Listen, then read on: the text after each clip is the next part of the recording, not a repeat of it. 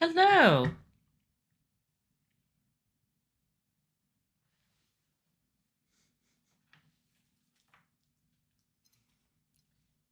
Can you guys hear me?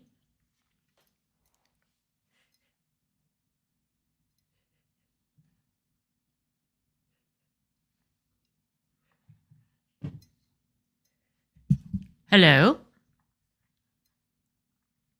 I just want to make sure that my mics are working.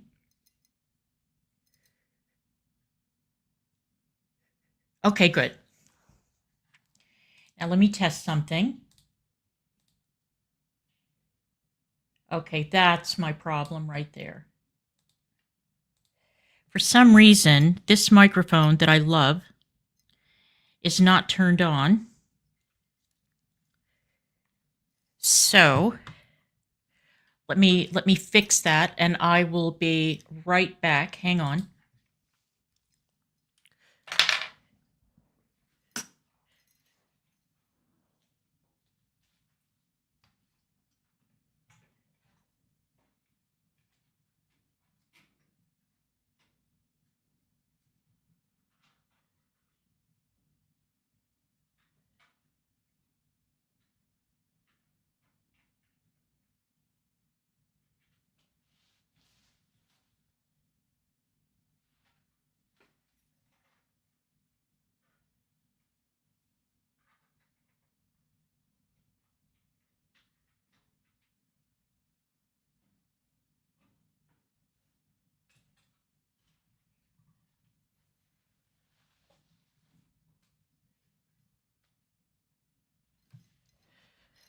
Okay. Sorry. I had to replug the mic in. All right. Good to see everybody. How are you? How are you? So I thought that in honor of today's guest or today's featured clip, I would pull up the following. We haven't done this in a long time. And this is something that I really enjoy doing. All right. This will get us in the mood, I think.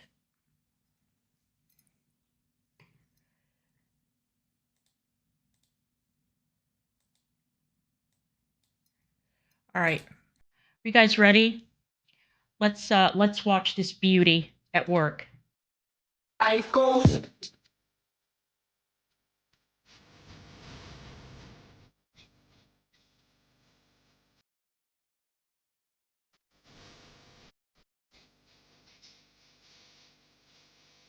Ooh, doggy.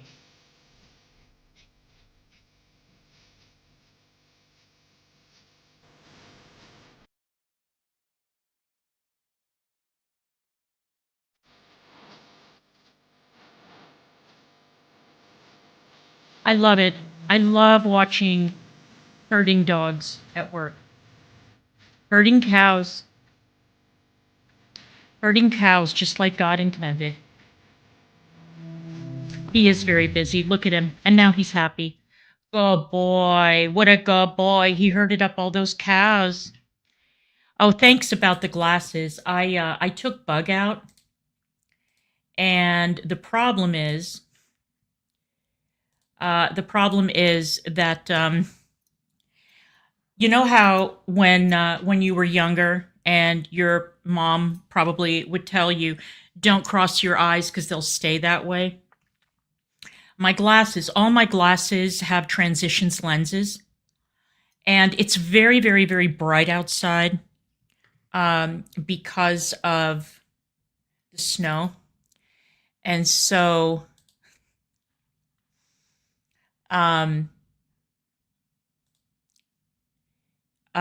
so the problem is that my transitions lenses my lenses went completely dark. I came inside and they didn't get clear, and I think they're still dark. So it was like crossing your eyes and they stay that way. Now I've got a permanent pair of sunglasses, I think. Um, all right, let me just test something. There we go. Okay, I fixed it all by myself. I didn't even need Negs to come in and help me. So I did it all by myself. Yay me. Okay. So I'm exhausted from all of these crazy bitches in the Alex sphere. I know that Keeping It Cute did her live stream last night. I don't think she ever got around to doing her giveaway. And she had her kid on, which is a terrible idea, but you know, that ship has sailed. And she rage quit. I guess that she got trolled in the stream. Now, who could have imagined that she gained a ton of troll followers overnight, and that they would come in and troll her in a live stream? I know, I'm absolutely shocked. So evidently, she can dish it out, but she can't take it. Now, for those of you who watched the live stream, did she move her desk? Or was the desk in the same place? Because somebody pointed out that Eiffel Tower print was no longer visible. So I don't know if she took it down or if she just moved her setup around so that it doesn't show. Oh, really? Okay, so now I have to go on Reddit and look at it.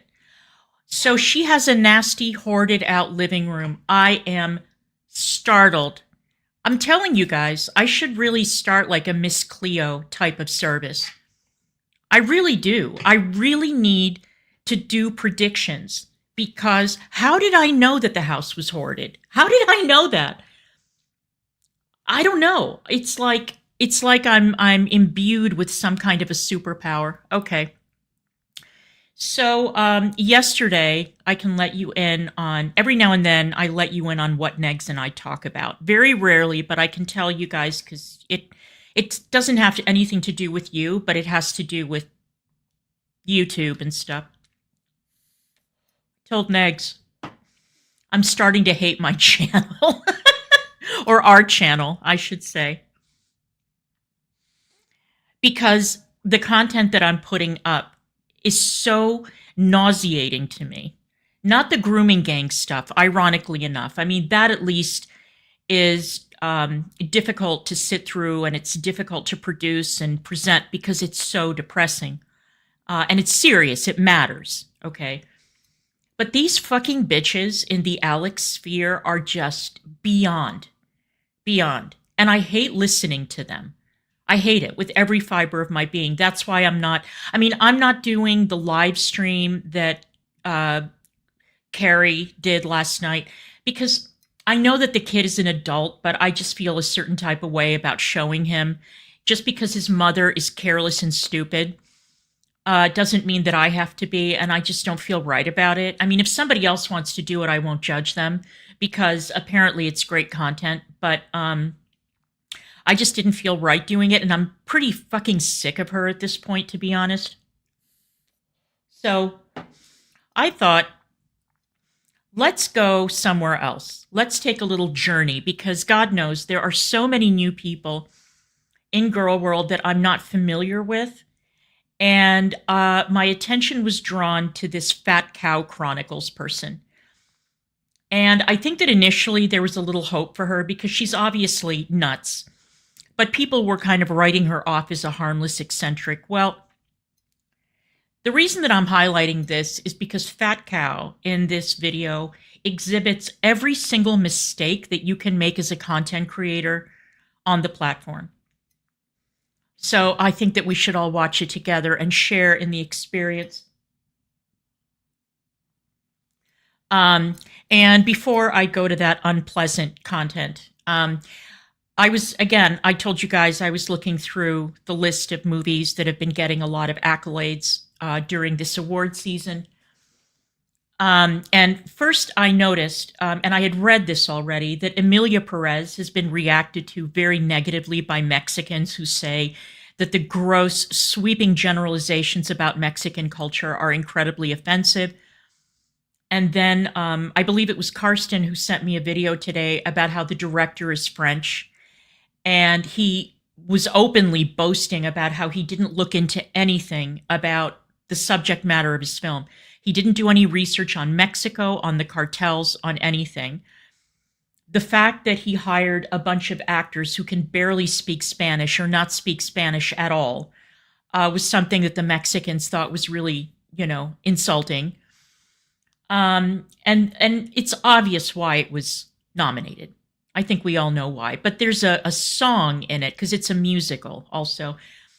And there's a song in it about sex change operations, and it's quite graphic and eye-opening. And that was my final decision. I have nothing against Zoe Saldana. I think she's terrific. But I'm not going to watch it. And I heard that Selena Gomez was horribly miscast in that role. So I'll be giving it a miss. All right. But the one that I really want to see is September 5. It's about the Munich Olympic Games and about how ABC News covered it, because it was being covered by the sports division, because ABC had the rights to the Olympics in 1972, and about Rune Arledge, who was a legend. I was incredibly privileged to work at ABC when Rune Arledge was running the place. And he revolutionized live TV and made it possible for sports people to move into news. And it was an incredible concept, and it only could have come from his brain. But it's a great movie about the conflict between getting the news on the air, informing the public, and what can happen as a result of being careless with that information. And the importance of verifying information. It looks great.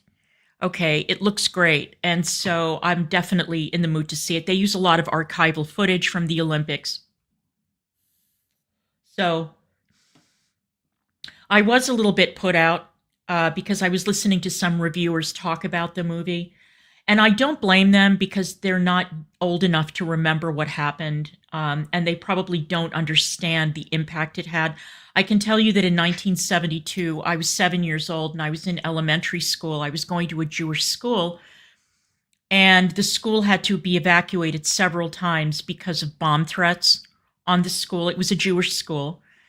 And so there were ripples that extended far beyond Munich. It wasn't just an isolated event that took place in Germany. And then after the hostage takers left, and it went beyond that. It wasn't just limited to Europe and the Middle East. It was an event that was felt by Jewish communities in countries around the world. So, and I remember it like it was yesterday. And by the way, the school that I went to was strictly an elementary school. It was like kindergarten through, I think, 6th grade. It was very, very, very small. So it was a horrifying time. But I have to kind of weigh the horrible events of Munich and watching Rune and the producers in operation, which is very, very cool. If you want to know more about Munich, the definitive place to go is the documentary One Day in September, which is superb. All right, so let's get to Phat Cow. This woman is a real piece of work. So I'm going to pull her up and let's take a look at what she has to offer. Let's go.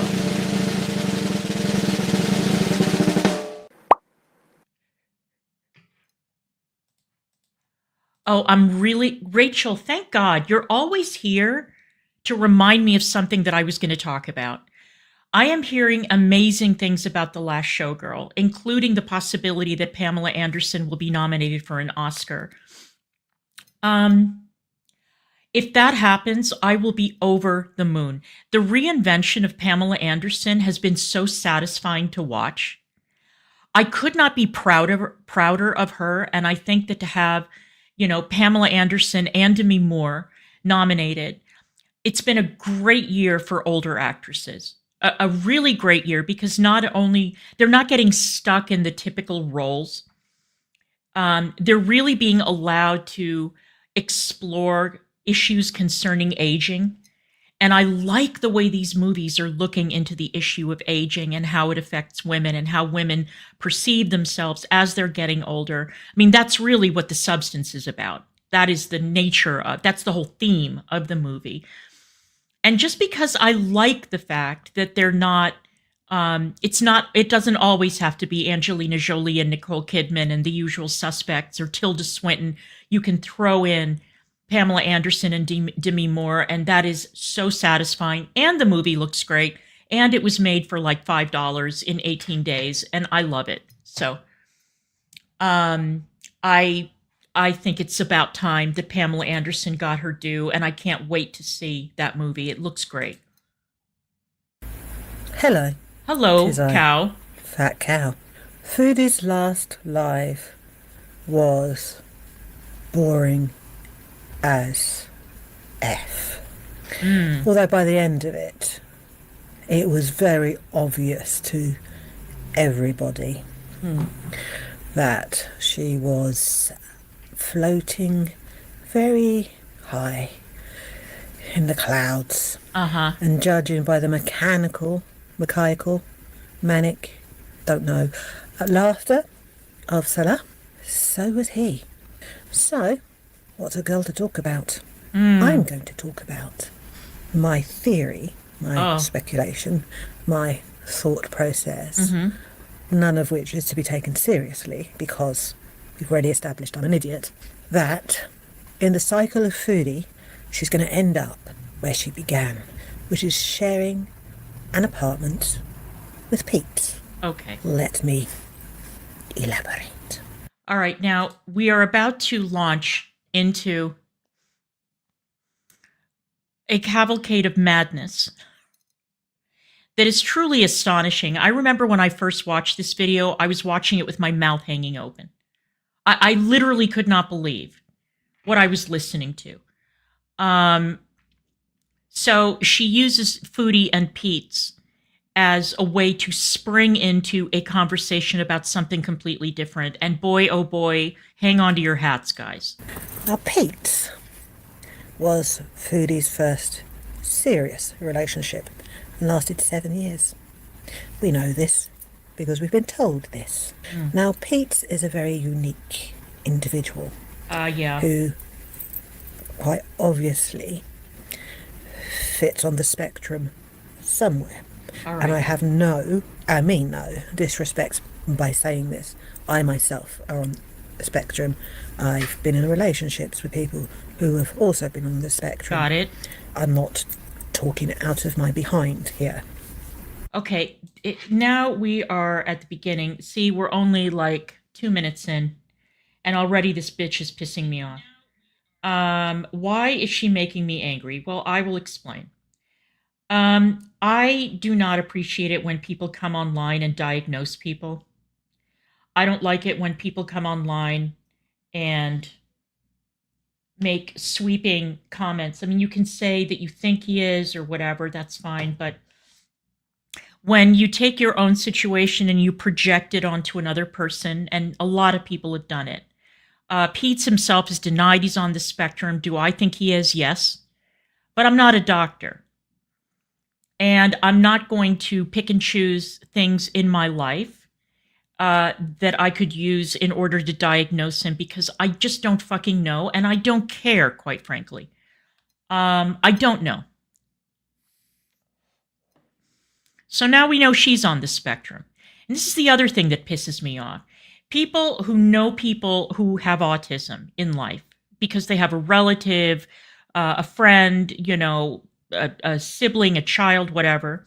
And they think that it makes them an expert on everything that has to do with autism and that therefore they are qualified to criticize other people for the way they handle certain things, for the way that they raise a child, for, resources and all that kind of shit. It makes me angry. It pisses me off. It is a huge boundary violation. And she's about to go whole hog, so let's go. Pete has some similarities, let's say, with my immediate ex-boyfriend, who I was together with for 3.5 years. Much like Pete's, he shares a very common trait with my ex-boyfriend, not my ex-ex. He's going to pop up later. In that, and this is self-admitted by my ex and experienced by myself, Pete cannot actually feel love. How do you know that? Cannot feel love in the way that other people feel love. How do you know that, though? How do you know that? All that you know about Pete is the way that he presents online, which is a very cantankerous, misanthropic, grumpy individual. Okay? I've known people like that in life, and they're not on the spectrum. They just have a very dismal worldview. You may be right. I mean, I don't know. She could be right. What do I know?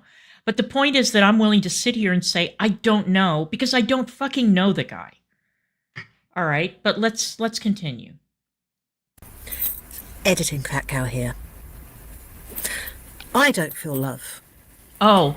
In the same way as other people feel love too. Okay, well that's a you problem. I can feel love.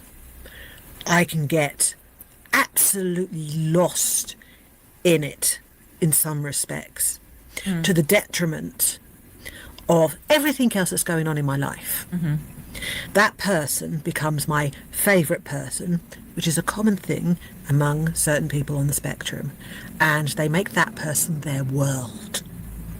However, the sort of love you see in movies, the sort of love you read about in books, the sort of love people talk about where they say, this person was my happily ever after, they were my rock, they were my soulmate. Mm-hmm. I can't feel that kind of love. Okay, well then that just tells me, first of all of this is a you problem. Okay, this is you.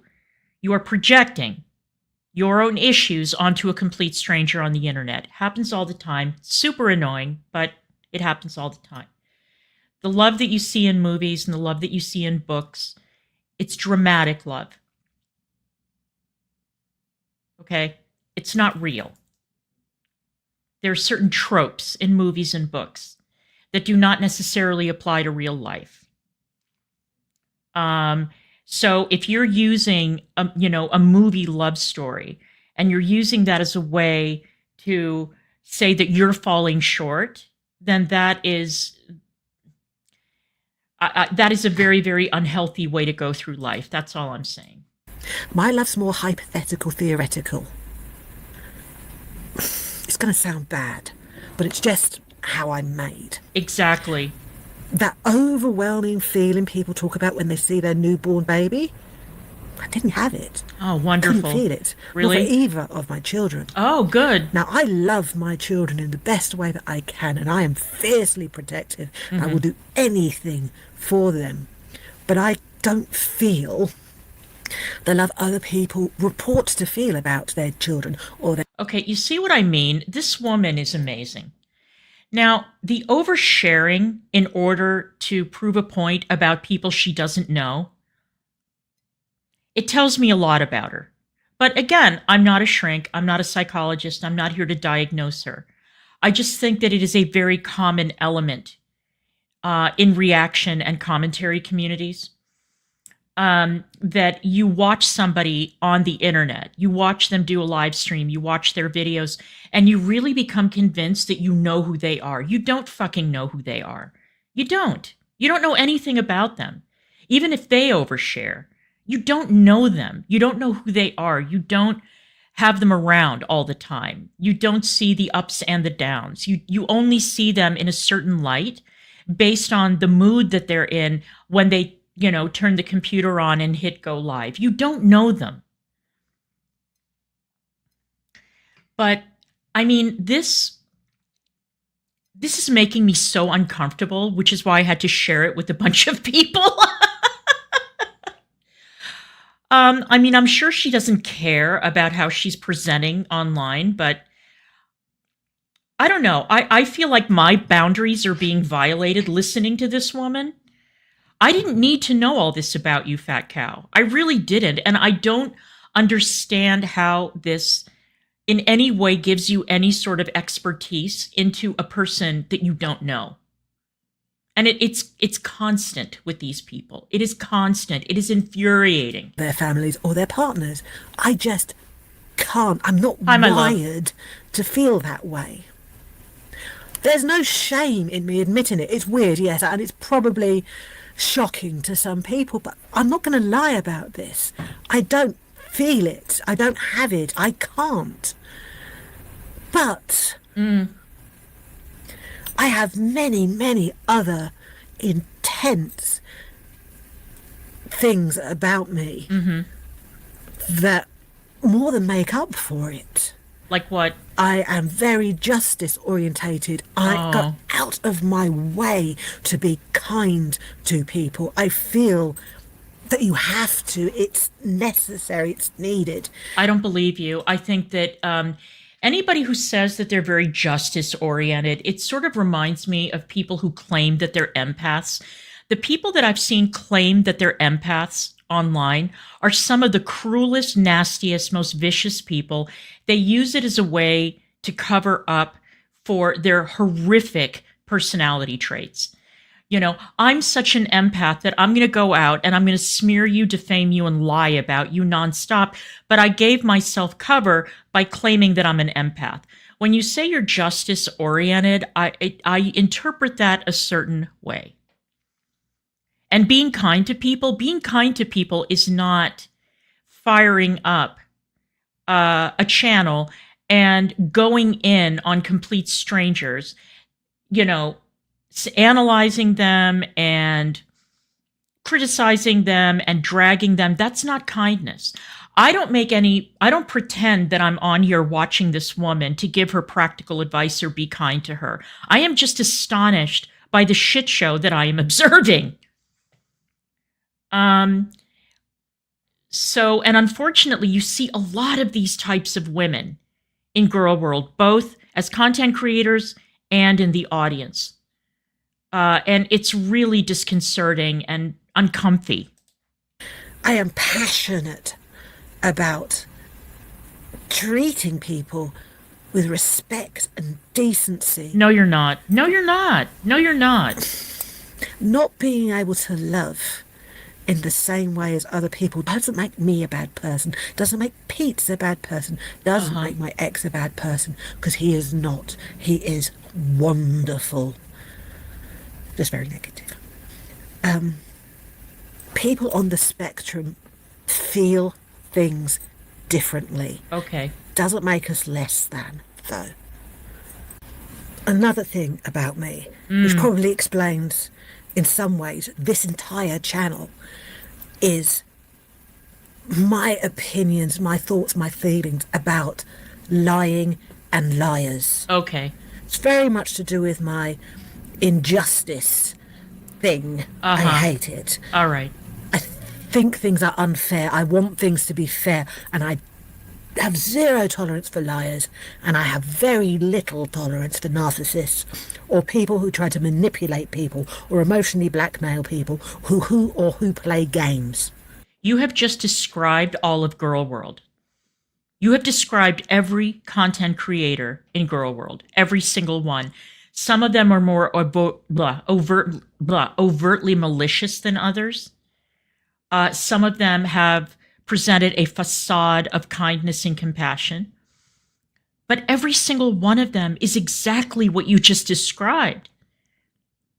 They're all like that. And the Alexandra Rodriguez people too. They're all like that. So why aren't you getting equally incensed about your fellow community members? I just had to point that out. I thought that it was worth mentioning. And that is the essence of this channel, because I am passionate about it. And I just stumbled across a couple of people who are the poster child for everything my gut feelings rebel against. I digress. My ex.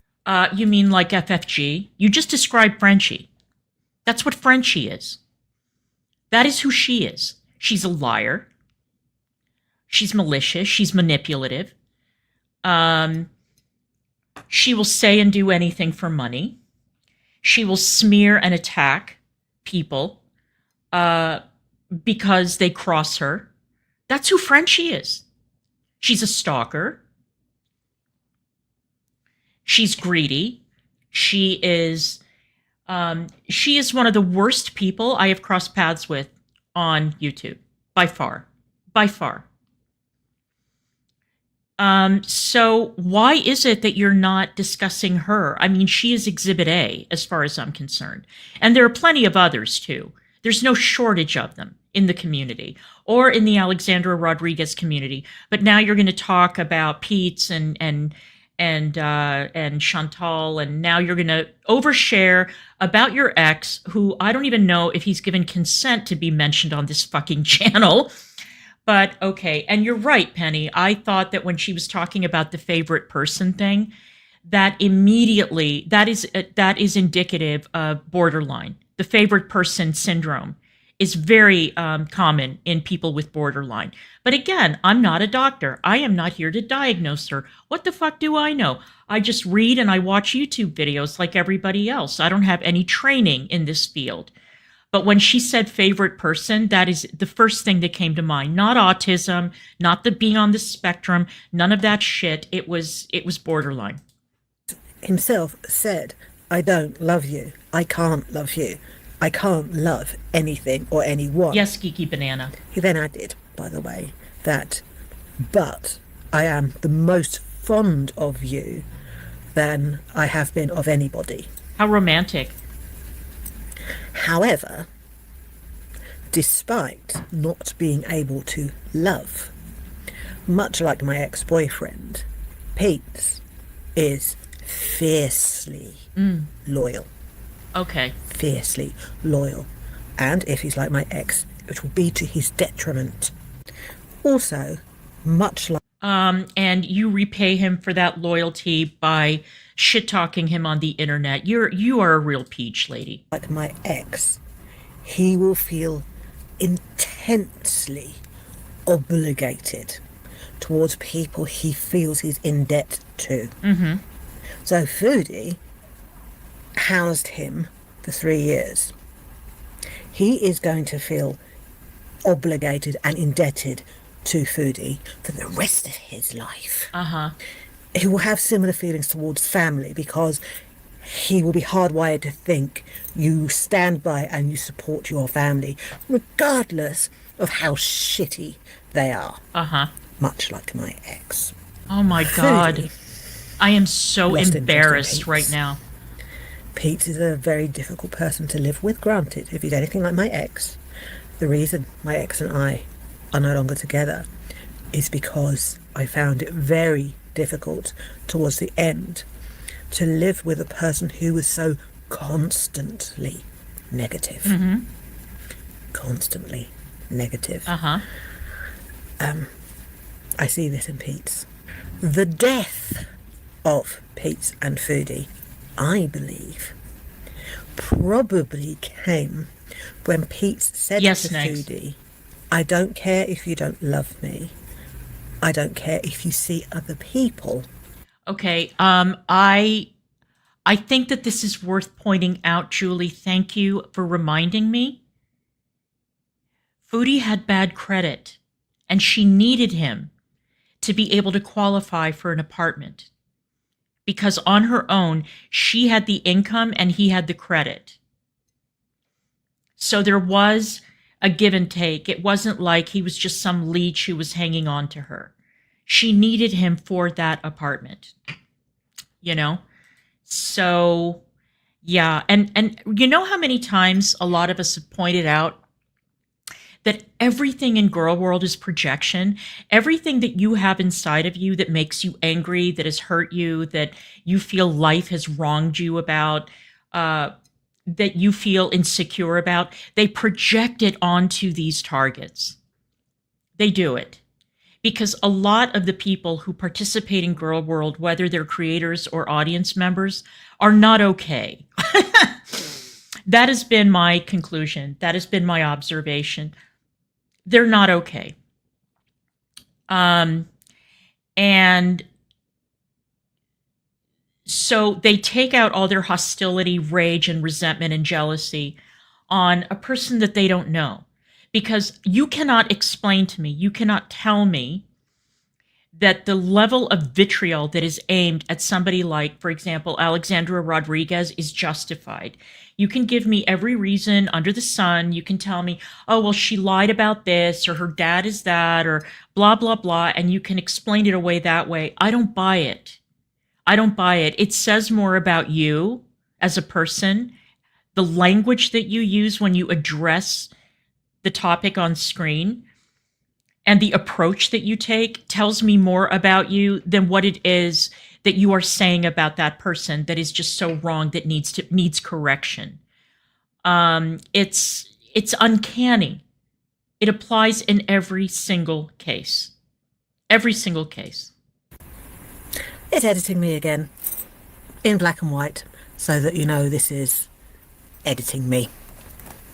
My ex Oh, God. didn't give a shit, in the nicest way possible, whether I had sex with other people or not either.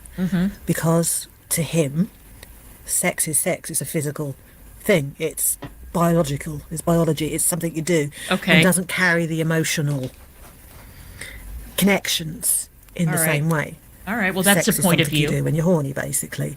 And therefore, there's no jealousy. There's no jealousy at all. So that's how Pete's is. Just don't leave me. Which you would think would appeal to Foodie. Someone almost begging them not to leave.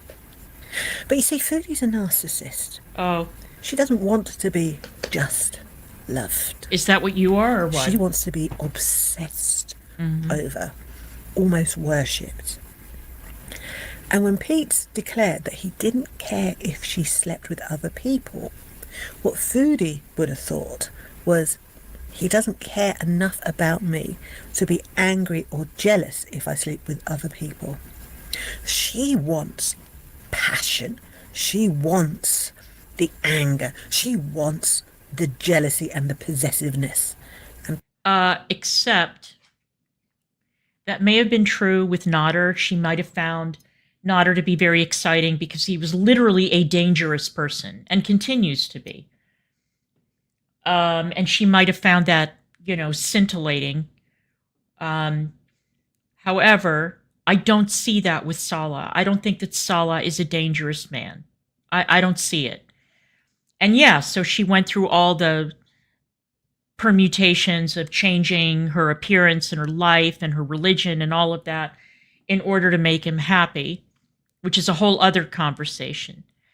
But I don't, and BB wasn't like that. BB wasn't like that at all. It seems like Nodder was like a blip in terms of her adult life. But BB was a very quiet, very, hardworking guy who wanted nothing to do with the fuck shit. So I don't know what the fuck you're talking about, but okay.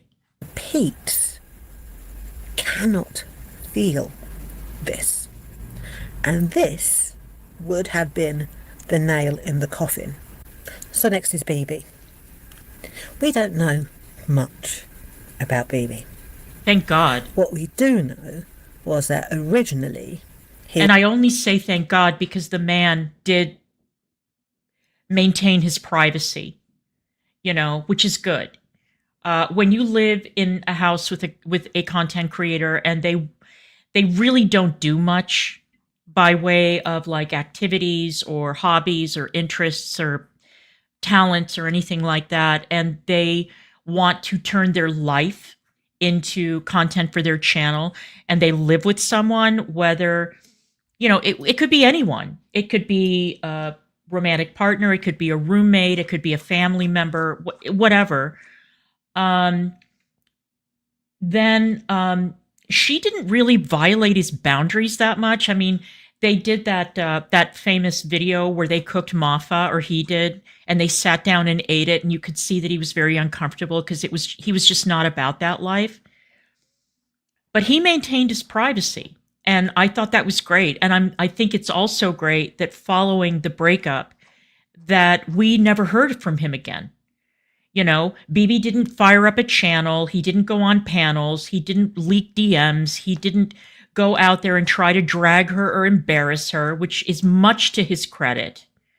And I am really impressed by that. I salute him for that.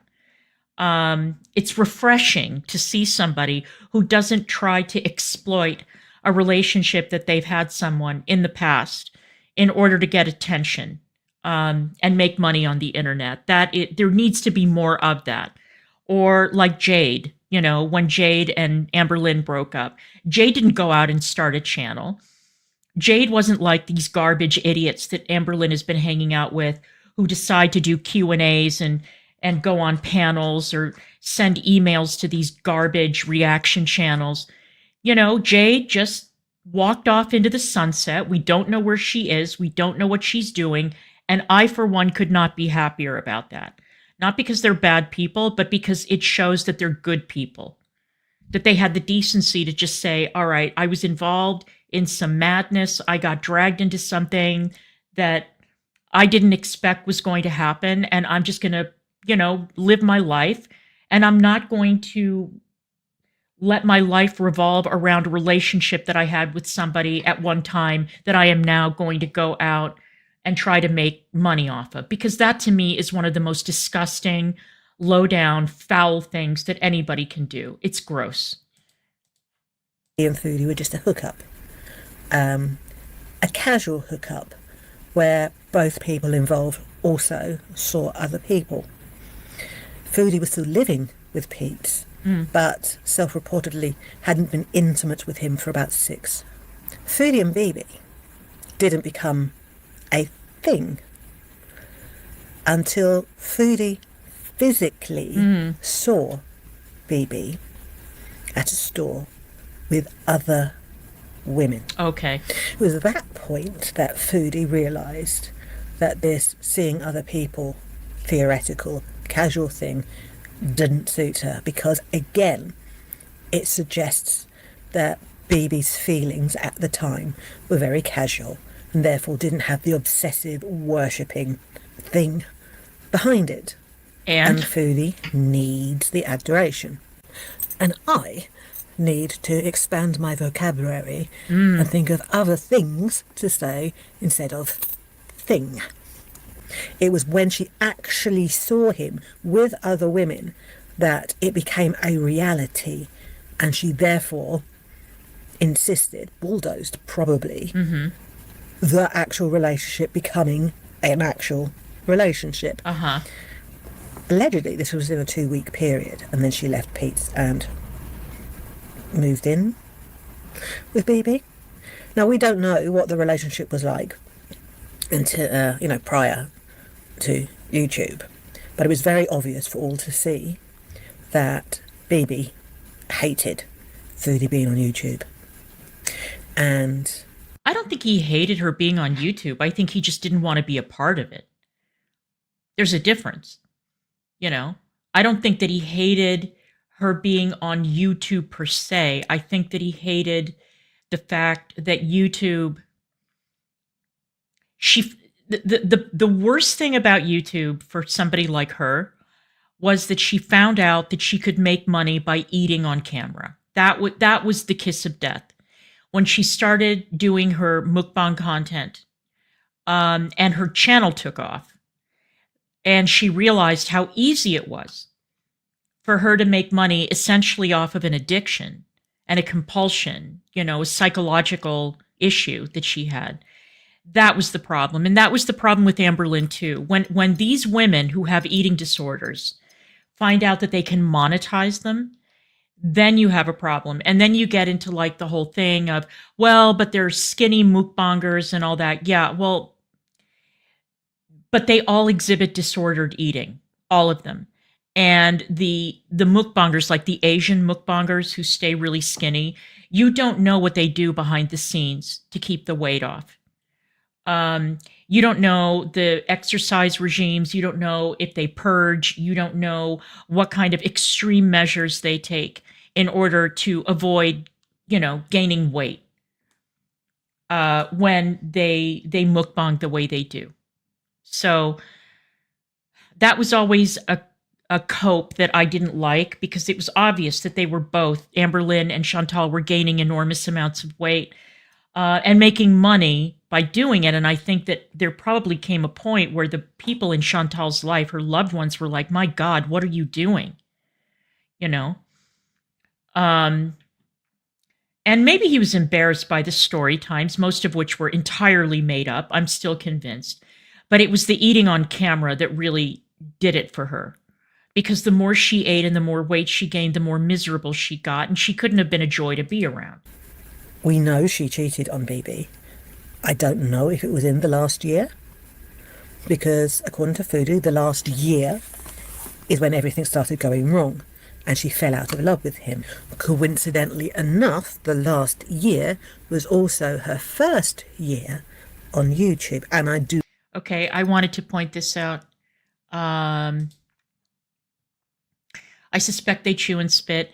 Yeah, and you know, one of the things that I absolutely despise about mukbang channels is that I don't like gluttony, you know, at that level. It makes me uncomfortable. But also the unbelievable amount of wasted food that you see in those videos is something that I take great exception to. Now, I don't know what they do with the leftover food. I don't know if they donate it. I don't know what they do with it. But when I see like this Rabelaisian is the word of the day. When I see that Rabelaisian spread of, it's almost like a Roman orgy of food, you know, it bothers me. Is it Pentagruelian or Rabelaisian? Am I getting that? Did Rabelais write the? I'm sorry.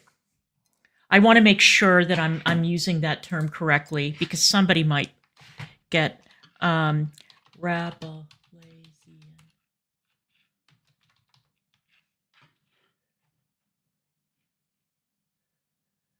Okay, I think it's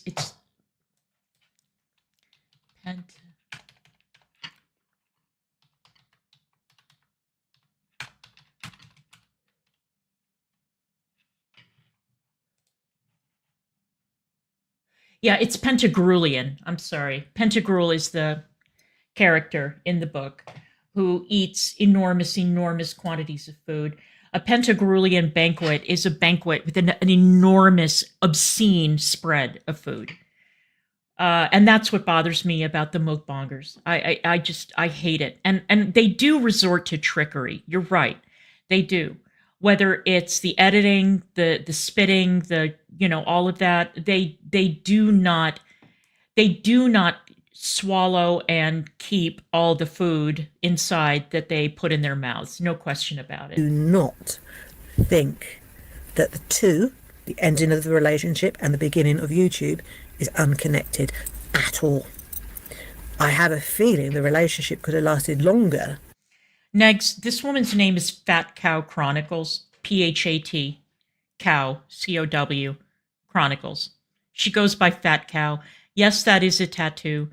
Yeah, you do see some unfortunate face tattoos and other tattoos and other outward examples or signs of something.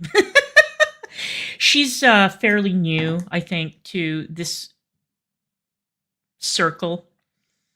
And I think that initially she was welcomed as like a harmless eccentric. You know, oh, she's different. She's British. She's got these tattoos. Maybe she has something interesting to say. Because I think that we all tend to, in our minds, when we're American, we tend to think, oh, a person with a British accent is automatically more interesting than an American. We give them that courtesy, don't we? Then a lot of them open their mouths and we're like, oh my God, they're just as big of a fucking moron as the American content creators. If YouTube wasn't involved, BB obviously wanted nothing to do with that shit. And the first year of YouTube, it was very, very obvious to the public that we saw the initial persona of being sweet and just jolly devolved into being very reactive to any negativity, very confrontational, very reactive to being trolled. Basically, a bear that was very easily poked. Correct. And, you know, the rest is history. So I have not much to say about BB. I think the death of their relationship, the final nail in that coffin, for BB was YouTube. Right, Gada. And regardless of what Foodie says about her ending the relationship, she might have said the final word, but she wasn't the person who initiated it. Okay. Now there is Mr. Dom. Let's just call him this. There might have been a future, a longer future. It wouldn't have lasted. It couldn't have lasted. I'll explain why. It might have lasted longer and had been a legitimate relationship, as opposed to a few months, a few weeks of effing about and finding out before the absolute carnage began. Had Foodie not immediately gone online and spilt the tea about the Dom. And that's because, as a narcissist, Dom, one of his biggest fears, for want of a better word, is being exposed for who he really is. Narcissists absolutely hate that shit. And I'm speaking from experience. Because, as you all know, oh God, I was married to a narcissist. I didn't know We were that. in a relationship for a total of 14 years. I did not know that. I have a fair bit of experience with narcissists. Okay. You mean And one. You they mean do one. not appreciate at all being exposed. Had Foodie been able to not go online and talk about everything that the Dom had done, they may have lasted longer. I doubt it. And that is why the Dom and his current partner survives, because his current partner doesn't spill the tea. She defends him Yeah. and keeps up the pretense that he is somebody he isn't. However, Foodie is also a Right, Gada? raging narcissist. Oh, everybody's a And when narcissist. a raging narcissist feels wronged, they make sure everybody knows about it. Now, I've given this... Now, I'm glad somebody pointed this out. If you look in the background, if you look at all those dolls behind her, she's made a whole series of dolls based on Foodie. And the shelf behind her is covered in these Foodie dolls. It's covered. And I think she made a doll of Sala that looks kind of like... I mean, honestly, when I saw the doll initially, it's very long and thin. And I thought that it was Pulpy at first, because it looks like Pulpy. It doesn't look like Sala. But she's really gotten fixated on Foodie and her life in a weird way. Like, I don't know if you guys remember, there was a doll maker called Michelle from Maine who made dolls of Amberlynn and Foodie and others. And she sent me some of them. And the Foodie one is around. One of the eyes came out. I think that Bug tried to rip her up. But it was all in good fun. It was not meant to be insulting or rude or weird or obsessive or anything else. But this woman has taken it to a whole new level. I mean, when your home decor is based on one person that you don't know, yeah, it's a problem. That is my opinion. And then what is that? Oh, it looks like a ring light or something, but it's like, and also she's sitting in a hoarded out room. You can tell, right? You can tell. A little bit weird, lady. Little bit weird. Maybe expand your horizons, make dolls of something else. I would love to see them. Example before, but here's an abridged version.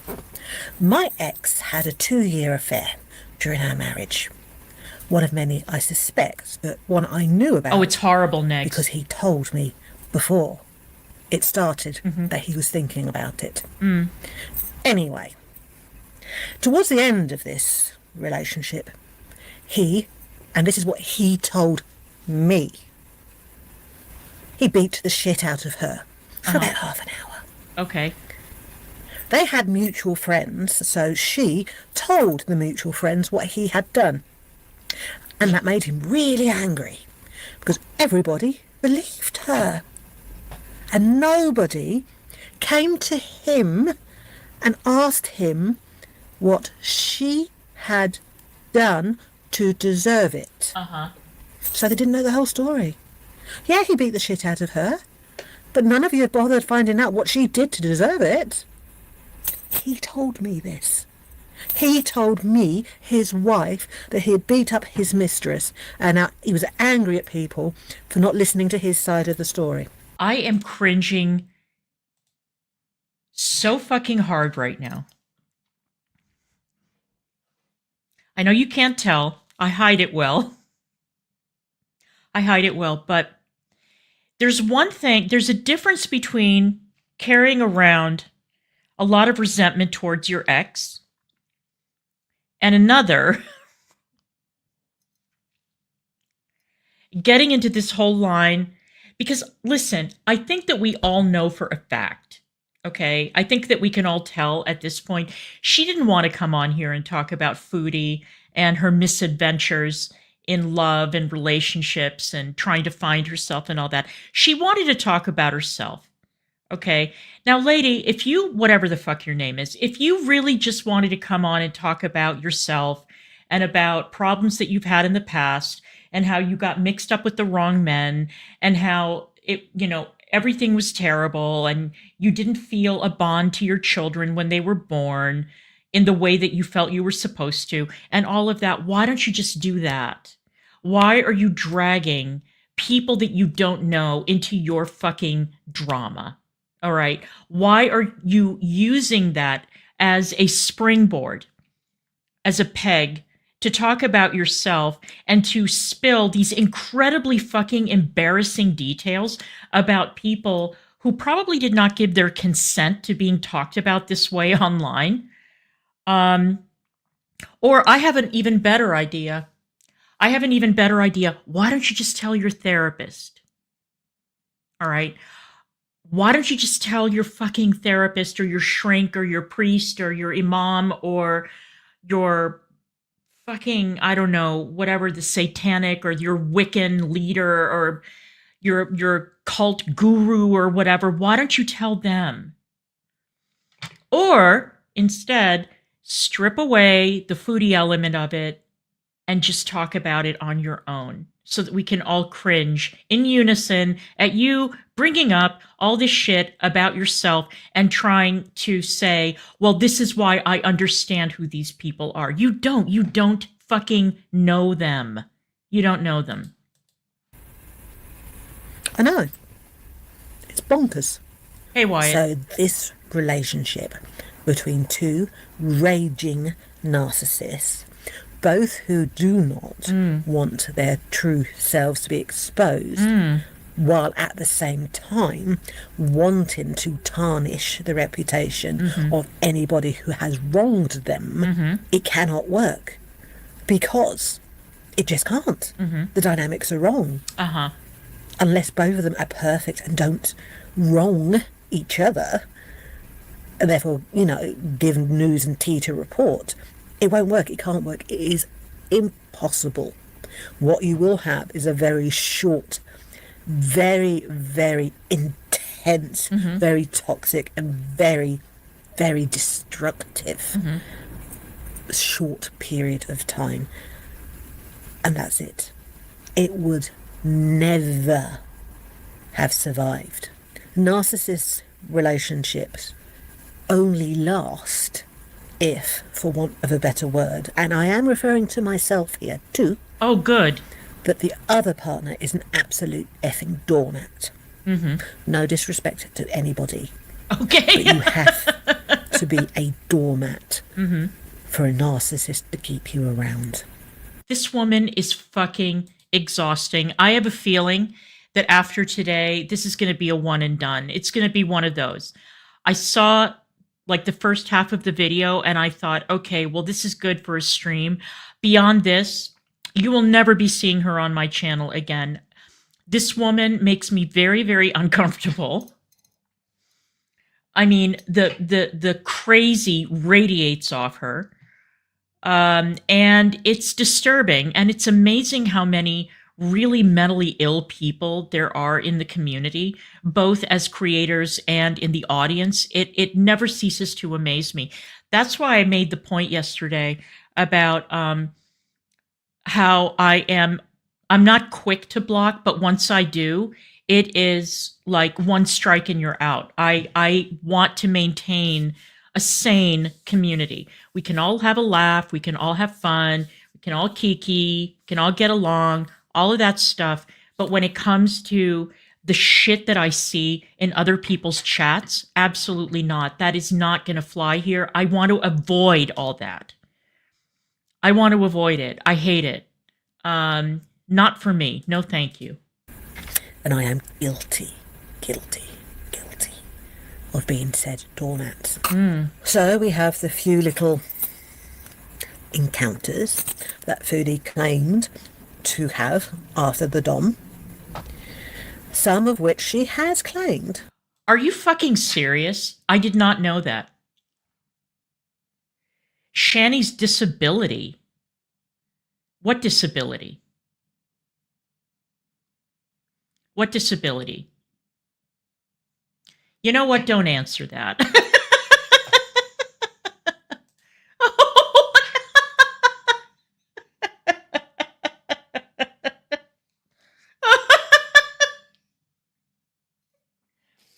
Imagine crying over Shani of all people. But you see, that's the point, isn't it? You get to a point where you are so angry at Foodie, you hate her so much that you're willing to go to the mats to White Knight for fucking Shani? Are you serious? No, I don't think so. To be false, because she was just trying to make the dom jealous, like we know. The only ones we can definitely say happened was Big Turk. Okay, I just want to point out to Wyatt and worst to the internet, I now officially fucking hate you, because now this means that I'm going to have to go back and I'm going to have to find it. Oh, and Breezy did it too. Well, I mean, consider. Did you see that now Breezy is all of a sudden coming out as like a huge MAGA person? I guess that she looked at the calendar and realized that he's about to get inaugurated next week. And she's like, the temperature changed around here. The wind has shifted. I think that I need to go with it. Absolutely fucking hilarious to me. Listen, Breezy is in a category of mishigas that I try to avoid at all costs. I know that she is an amazing cow. I get it. I can't do it. Because in order to react to Breezy, I would have to watch her. It's not going to happen.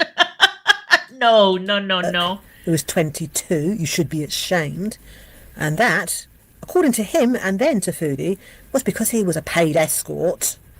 She paid. It wasn't a relationship. Oh, there was a married man. Yes, sorry, forgot about him. Mr. Four Times, or whatever she called him. With the wife and the kids. That she would have happily continued seeing had he not told her, don't fall in love with me. I provide good sex only, nothing else.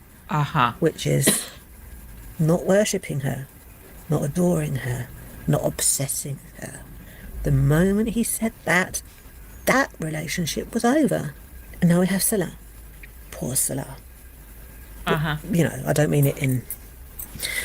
I don't actually feel sympathy for him in that way, but much as you feel something for a wounded animal. Now, Salah... A wounded animal? ...is an opportunistic scammer. Is he? Of, at best, average intelligence. You know what? I hear this accusation a lot about Salah. What I find so interesting about it is that if he was really the opportunistic scammer that everybody accuses him of, wouldn't he and Foodie have gotten married legitimately by now? And wouldn't he have applied or asked her to apply for a visa for him to go to Canada? I don't know what the status is of Syrian refugees living in Kuwait. I know that there are some countries in Europe that have said that now that Assad is gone, that the basis for the asylum applications of these Syrian refugees is now null and void. And so there are some countries that are saying they're going to reopen all those cases and possibly send those Syrians back where they came from.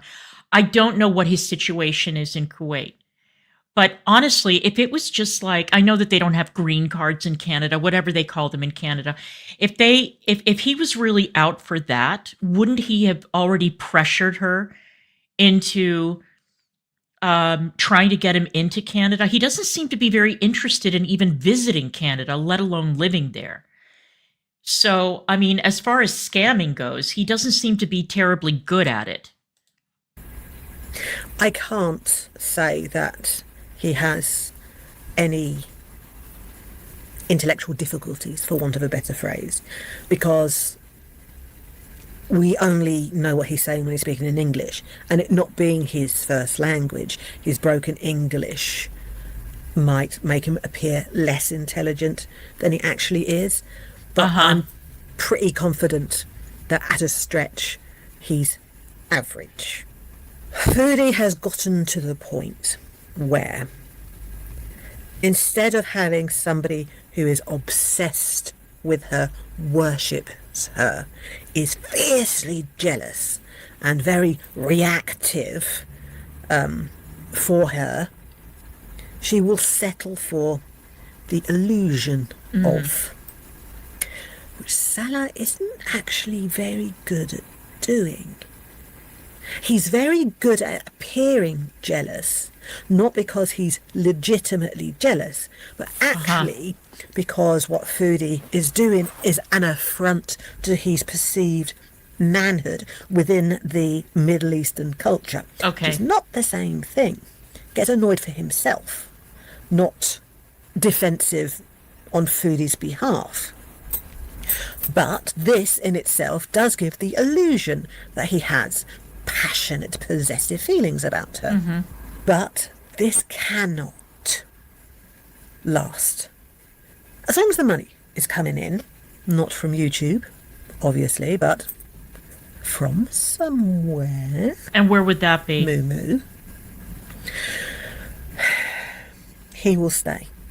But once her health gets to the point that she is too much of an inconvenience, even for the money she can bring in, she's gone. And that brings us all the way back to Pete. Oh, we're back to Pete's now. Who is fiercely, I know how to say that word, loyal to his own detriment.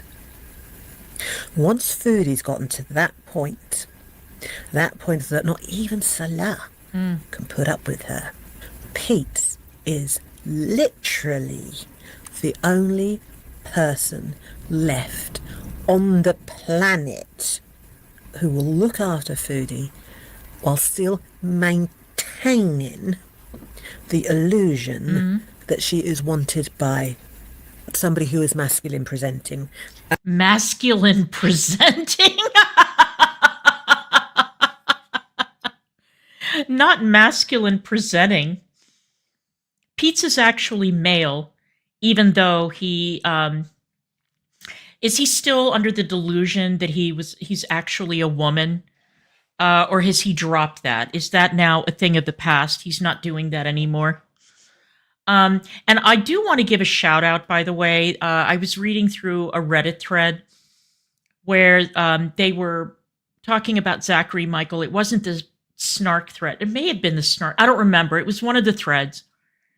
And I guess that somebody came in because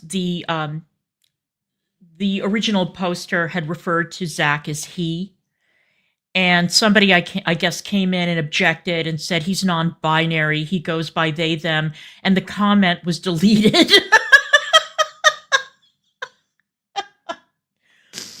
So good for you, Reddit mods. You know, the time for that nonsense is over. Zach is not a they them. Let's stop it, okay? That is a political term. That is not a term that is based in reality. Zach is not an amoeba. He didn't split into 3 or 4 different Zachs. He is only a singular human being whose pronouns are he, him. I'm not going to play this fucking game. And apparently even on Reddit, they're like, you know what? Enough. Enough. Same thing with Becky. Cut it out. Okay? Stop it. Get some help. It's enough. All right. And that is why, because Foodie won't live with her family, because she can't go online.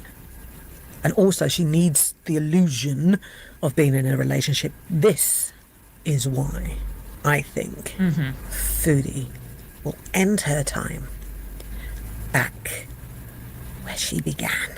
Consider this a story time. It is literally just me talking. Yeah, it sure is. Observations and where I see this going. Have a fantastic day, everybody. I am going to spend the rest of my day trying to figure out how to sew a 3-dimensional figure. It is very similar to that of a butt plug. If you read my community post, you'll understand.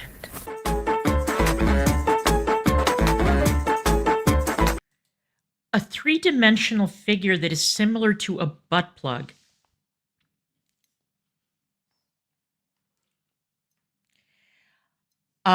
Okay. Okay. Well, I guess that it's good that at least one person in the community has a hobby.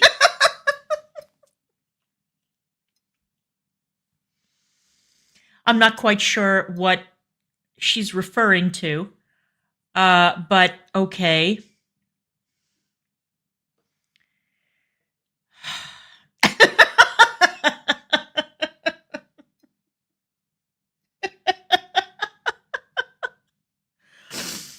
Now do you guys know? Are you guys beginning to understand why I told Negs yesterday that I hate my channel?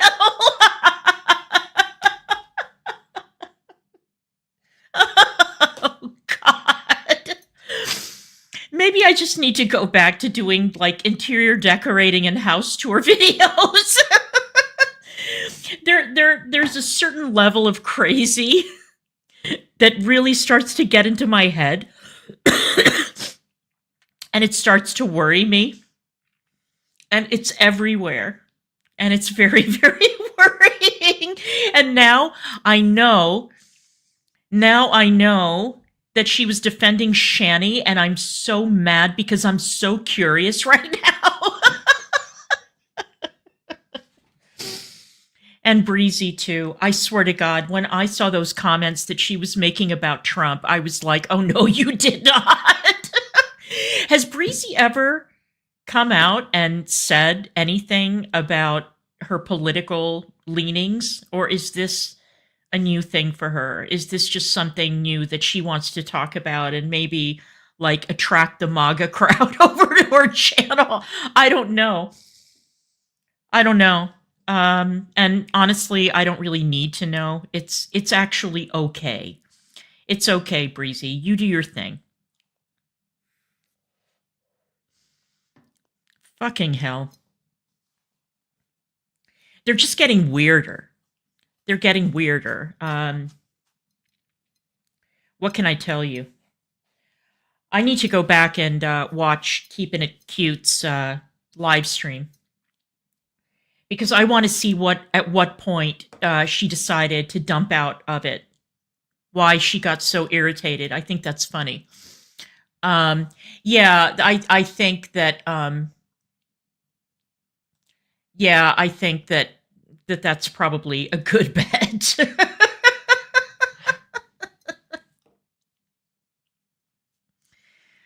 I don't know. I don't know. Well, it can't be Keemstar. He's engaged, so you're going to have to find somebody else. I don't know. Maybe she's going to try to make another play for Yo Mama. Maybe she thinks that the fact that he brutally criticizes her is him flirting with her. I don't know. Oh my God. Yeah, I think that you're right. I do. Because it came out of nowhere. Like, oh my God, all of a sudden she's talking about Trump. Okay. And I did want to close out with one final thing, which is that I saw that Kalari uploaded again. And she's trying to, I guess that she's steered her channel away from survivalist and sovereign citizen content and giving out financial advice for the coming apocalypse. And she's decided that she's going to do more like social commentary type stuff. And she seems to have taken offense at some content creator that I have never heard of. I don't know who this guy is, but Kalari is constantly talking about how she's Gen X and apparently she discovered hip hop. Yeah, isn't that weird? And he's some white guy who got into a beef with some other content creator. It's a very, very boring story, actually. I guess the white guy does commentary on hip hop, and the black guy was, I don't know, he criticized him. I mean, this is very broad strokes. And so the white dude was like, oh, this other guy's a fraud. He's not who he claims to be. It happens all the time. And one of the criticisms that Kalari had was, oh, any man, she goes, I know from a community that I used to be in, this is bitch shit. A man who decides to, either like investigate someone or do deep dives into somebody who criticizes them, that's woman stuff. Really, Kalari? I guess that somebody needs to introduce you to blood sports. You're obviously not familiar with the blood sports community. You're not familiar with the commentary bros. You haven't seen what they've been doing to Bo Blacks. There are now these pictures floating around of Bo Blacks in a dress, and everybody has been coming for him brutally, like going at him hammer and tongs. It appears that there is nothing in Bo Blacks' life that can remain private now that everybody's decided to like focus on him. And I don't know. It's like, no, this is not just a woman thing. I think that a lot of the women learned it from other men in other communities, because there were no holds barred. In blood sports, they would call your mama, they would call your family, they would call your employer, they would call people that you would worked with. They would go at you mercilessly. So let's just give that shit a rest, okay? This is not a thing that is exclusive to one community. It happens all over the internet. And apparently, according to Kalari, and this is something that I pointed out the other day that I think that people missed, or that it happened at the beginning of my stream, where I said that the people who are constantly bringing up race over and over again in an effort to smear people who disagree with them, or you don't like the language that they use, or you don't like the cut of their jib or whatever, and you start to make rules that, okay, well, you are not allowed to discuss hip hop unless you discuss it in the following way, using certain language that is pre-approved by the Central Committee, consisting of like the Kalaris and the Bridgets and the Jans and people like that. Do you not understand that it was this very attitude that ushered Trump into office? You're still not getting it, that you are one of the biggest parts of the problem. I'm not giving Kalari sole credit or even primary credit for it, but it was this mentality that is so like 2021, people got fed up with it, Kalari. And now you're sitting here planting your victory seeds and trying to buy fucking, I don't know, New Zealand dollars or whatever, and you're thinking about sinking your money into the fucking, I don't know, ruble or whatever. maybe if you calm down and you realize that there are things that are going to happen under a Trump presidency that many of us are not going to appreciate. All right. There are things that we don't like. And I don't know if you guys saw this, but apparently Steve Bannon is trying to drive a wedge between Trump and Elon Musk. Now his latest thing is that the H-1B visa thing is now Steve Bannon's line in the sand. And now his goal is to drive Elon Musk out of Trump's inner circle. And this drama is going to be fucking hilarious because I don't think that Steve Bannon realizes that he doesn't have that kind of influence over Trump anymore. It just doesn't exist. And I think that if it came down to it, I think that Trump would choose Elon Musk over Steve Bannon any day. I don't think that it's even close. But that's going to be fun to watch. It's going to be really fun to watch. I mean, I, for one, was having a ball watching the MAGA crowd get into a whole like racist circular firing squad and finger pointing fest, much the way the left did when they decided to target Hispanics and call them out in the most racist terms possible when it was seen that the Latino vote, that there was a greater proportion of Latino voters voting for Trump this time and how the left lost its spadoinkle. Now we're seeing the same thing on the right over this H-1B visa thing.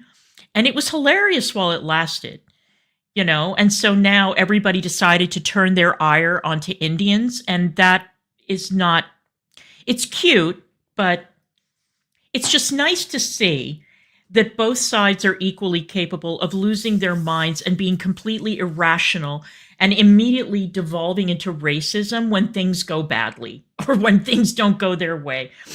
So anyway, all right, you guys, I appreciate all of you. I need to start making dinner. So thanks for being here. And I will see if I can find something interesting to screen tomorrow. We will see. And I appreciate all of you. Please do drop me a like. And if you're not subbed already, please do consider subbing or becoming a member or whatever else you choose to do. But a sub, you know, sub is free. And I'll see you guys later. Thanks, guys.